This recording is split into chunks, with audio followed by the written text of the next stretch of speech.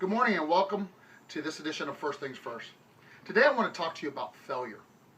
I remember back as a young officer in the military, I used to have a saying that failure is not an option.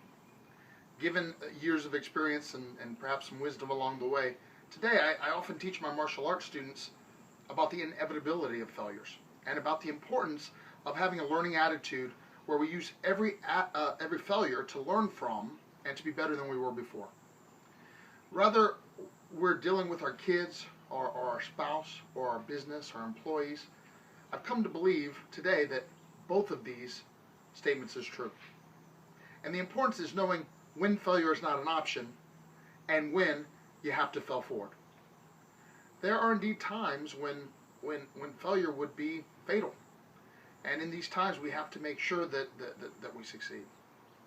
But to approach a life where we only do things in which we know we cannot fail, then we'll never accomplish great things. I can tell you, I'm thinking about my business today.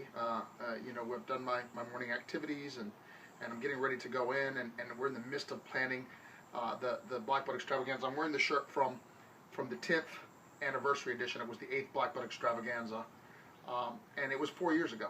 That was the last time we've done one, and we've gone and we've experimented with some different ways of doing things, and now we're doing another Black Belt Extravaganza this month. What's the relevance of this? The relevance is this.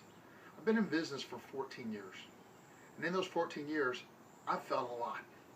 In fact, I will tell you, I have a $60,000 MBA, but I will tell you I've learned a lot more from the mistakes, the evolutions, the developments that have gone in these 14 years of business.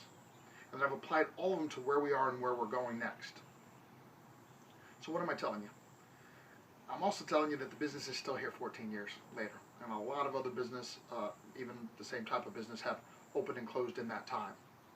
Now, I'm only using the business as an analogy for whatever it is that applies to your life. The point is, you cannot be afraid of failure. Some of our greatest learning comes in failure. But you must always be cognizant of where you can afford to fail and where you can't. So you have to dream big, you have to plan big, you have to take chances. And in so doing, you will make failures along the way that will allow you to learn and grow and get better, stronger, faster than you were before. As you do this, make sure you prepare correctly and enough so that your failure is never fatal. I hope this is helpful, and I'll see you next time on First Things First.